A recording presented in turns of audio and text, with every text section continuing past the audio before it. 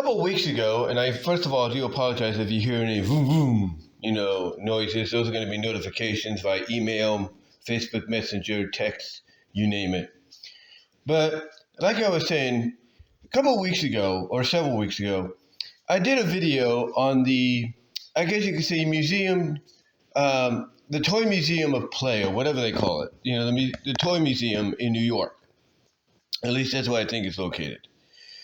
And they had announced who the nominees for this year's induction was going to be. Because every year they nominate several different toys that have had an impact, or toy-related items that have had an impact on us, probably once or twice, or maybe just once in our childhood. Things that we've come and interacted with, if you will, and everything, and just, had fun, as a child with. I mean, some of the inductees they've had throughout the years, you're thinking, how does that get in? How does that relate as a toy? And so on. I mean, blankets got in there, sands got in there, you name it. Stick has gotten in there. It's like you look at those and you're like, how? But then you have to go back and realize, oh yeah, I think I remember why blanket got in there maybe. Or, oh yeah, I think I know why stick got in there. And so on. And they've had some very notable ones throughout the years as well. Well, this year, among the nominees were two preliminary favorites. If not, pretty much phenomenal, I guess you could say, cultural favorites.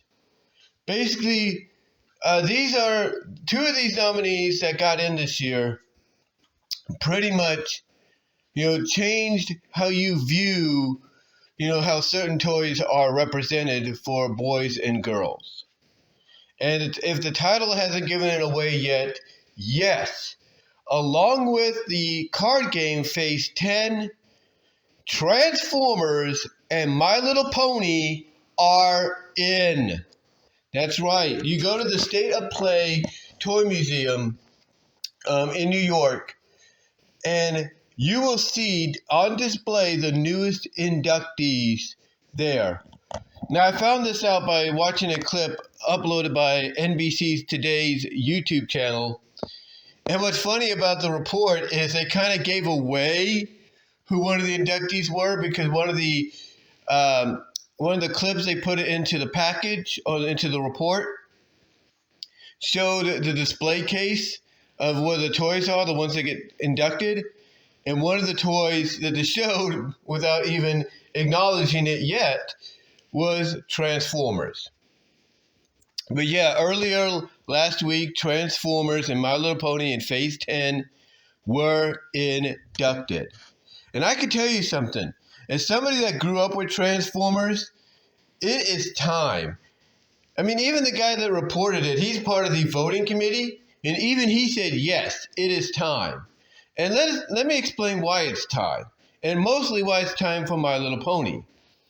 These two franchises have been around for 40 plus years. My Little Pony, a year older than Transformers, but they've been around long enough for me and my sisters and my cousins to grow up with and enjoy. I cannot tell you when it comes to Transformers, in fact, I may have told you probably more than I should, but I cannot tell you how many times I would sit at home around 4:30 in the afternoon or 4 o'clock in the afternoon, turn on KTVU2, which is now Fox 2 out of San Francisco and Oakland, and watch Transformers. I cannot tell you how many times my sisters would turn on KTVU around 2:30 or 3 or 2 o'clock, the 2 o'clock to 3 o'clock hour. And if it was listed, to be played at that time frame, they would watch My Little Pony. I can't tell you how many times, basically when it came on ABC on Saturday mornings, because yes, it was on ABC for a time, they would watch My Little Pony. I cannot tell you how many times I would check the TV guide every Saturday to see whether or not 2 hours from 9 to 11 were blocked out for Transformers the movie or one of the miniseries that there was 5 parts, like Five Faces of Darkness or so on. But mainly, I should say, for Transformers. I can't tell you how many times I would look at the TV guide hoping to see a 2 hour blocked out for Transformers the movie, or maybe 1 hour for Return of Optimus Prime, or an hour and a half for More Than Meets the Eye, for 2 hours for Five Faces of Darkness, hour and a half, maybe 2 for Rebirth. I cannot tell you how many times I did that because I was that much of a fan and still am to this day. I am such a big fan of Transformers. It's not funny. Just for the fact that I was going back to work this year at the job I was at seasonally last year, going back for another season, maybe permanent. Pray that it's permanent. Pray that this return to the seasonal job that I had last year is permanent. It goes beyond the seasonal run. But I'm such a fan of Transformers that I went out and I bought not one, not two, but 3 T-shirts symbolizing the 40th anniversary of Transformers. That's how big of a fan I am. Anytime they've been doing collabs with very well-known franchises, I've been trying to get each and every one of them as much as I can. In fact, the most recent one was Wallop, the collab between Transformers, Transformers and Teenage Mutant Ninja Turtles. That's how big of a fan I am. But My Little Pony also, like I said, I'm a fan of. And again, as I've mentioned before, I believe, when I was a kid, I wasn't big of a fan when it came to the show. I would watch it when it came on, especially if it was raining or there was nothing else to do, even though I could go to my room and watch and play with my toys and stuff. Excuse me. I really wouldn't watch it as much. But like I said, I would watch it when it would come on. And when they brought in the Big Brother ponies, I think that's what got my attention towards the end. I'm like, wait a minute. They got male ponies? I got to see this. Because just like what, let's say, RC being introduced in the movie, the female Autobots being introduced in the season before in the episode Search for Alpha Trion, those were done for reasons. They were done to basically, bring in that young girl female demographic. That's what it was done for. Transformers brought in the female Autobots, allowed that episode to be written by a female writer, introduced RC, made Carly Spike's love interest and an integral part to the to the series in season 2, and season 3 and beyond.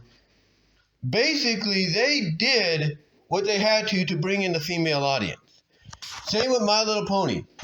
My Little Pony, Escape from Midnight Castle, Escape from Midnight Castle, or Rescue from Midnight Castle, however you interpret it, basically it was very dark, for a special / pilot for a girl show, but it was done on purpose because they wanted to see if they could attract boys to it. In a way they did. But obviously they realized that wasn't enough. So what did they do?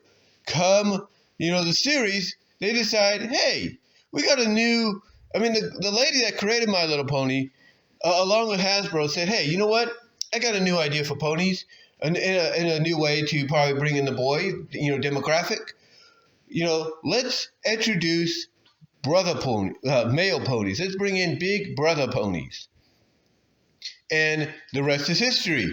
And that's how, from that moment, because of the big brother ponies, every interpretation of My Little Pony, with a few exceptions, have had male ponies be prominent, or male characters in the show be prominent. Spike, even in G1, had some prominent roles. Don't get me wrong. He did. He did. But he wasn't as prominent and as featured as he was in G4. And I think a lot of folks are thankful for that. I mean, this is why when you look at G5, whether you like G5 or not, they made Hitch a part of the team right off the bat. All because of that one moment back in G1 with the Big Brother ponies. And that was done, again, to bring in the male young boy demographic. And there is no doubt that ever since each and every one of those moments in both Transformers and My Little Pony were done and came to be, that they've had a significant impact on the franchise. Because ever since then, you've had different interpretations, as I mentioned, to where you've had female Autobots and Decepticons. You've had female allies, if not as the main protagonist. You've had male characters, prominent male characters in My Little Pony, like My Little Pony Tales and so on, especially G4 and G5. So they've had a huge impact. And I think the other reason too My Little Pony got in this year is not because it should have got in last year and all that, because last year was its 40th anniversary, but it got in because of the cultural impact it had. Mostly with G4. I mean, come on, a decade? Let's just face it, a decade of G4 content, and it still gets talked about and beloved and wanted more by the fans to this day? 5 years after it officially, the television show ended? I mean, yeah, they tried to continue this show in comic book form, and that kind of worked. But, it's like, you look at the cultural impact that My Little Pony had, especially with G4, and what they tried to do with G5, it's like, can you blame the Toy Museum and its committee for saying, yeah, it's time. It's time to bring them in. It's time to let them have their place in history. Can you blame them? I can't. And I can't blame them for Transformers either, because like I said, the guy that did the reporting for Today's Show said the same thing. It is their time. I mean, how many freaking movies, live action and animated, do they have to have on the big screen before they get the opportunity? How many shows? Just like My Little Pony, how many shows? I'm just saying. I mean, G.I. Joe only had like a few shows, didn't have as many interpretations animated-wise as MLP and Transformers, and G.I. Joe got in before them. And that was well-deserved, don't get me wrong. Well-deserved for G.I. Joe, don't get me wrong. Because I grew up a G.I. Joe fan, well-deserved. But they had less interpretations, animated show-wise and movie-wise, than Transformers and My Little Pony. Well, My Little Pony's only had like 2 big screen movies. Well, if you count some of the G3 ones and the Equestria Girls, you can kind of say they had their fair share, but still. How many more, shows and movies do they have to do before they get the opportunities? How many more toys do they have to sell? How many more bits of merchandise do they have to sell? I'm just saying. But yes, this year, this past week, it was officially announced. It is there. You go to visit that State of Play Toy Museum, and you will see on display as the newest inductees, along with the Phase 10 card game, Transformers and My Little Pony. And I couldn't be happier as a kid that grew up in the 80s and the early to mid 90s. But I will tell you this. And it's an old saying that goes justifiably for any kind of toy or figure or whatever that gets inducted into any kind of Hall of Fame, because, its impact and all that on the pop culture and everything. I will say this. With them going in, and I say it with all due respect, but being someone that grew up in the 80s and 90s, man, it makes you feel old. It's no joke. It does make you feel old. But I'm just happy they're in there. Now, if anybody questions you, here's going to be the fun part. If anybody questions you about why you like Transformers, why you like My Little Pony, you just tell them, as an adult, you say, oh, you want to know why I like these toy Hall of Famers. And that right there, when you say, oh, you want to know why I like these Hall of Famers, as toys, or I like to collect these Hall of Famers? When you say Hall of Famer, that's going to get their attention, because they'll be like, what are you talking about? Then you know what you do? You show them exactly what you're talking about. You show them the article, you show them the videos, and then that's when it's going to hit them like, oh, maybe we underestimated the popularity of these toys and the collectability. Whoopsie! But yeah, again, I'm just happy they're in. And now we look forward to 2025. And the question is, who gets in that year? I guarantee you some of the toys that got nominated this year that didn't get in are going to get nominated again next year. But I also feel we're also going to get another nomination going in as well. And that, I believe, will be another Hasbro staple that is getting a little bit more attention now, since Hasbro 2 months ago introduced their Has TV Classics YouTube channel, and that is GEM, Jem. I think GEM is going to be the next toy nominated to be put into the Hall of Fame.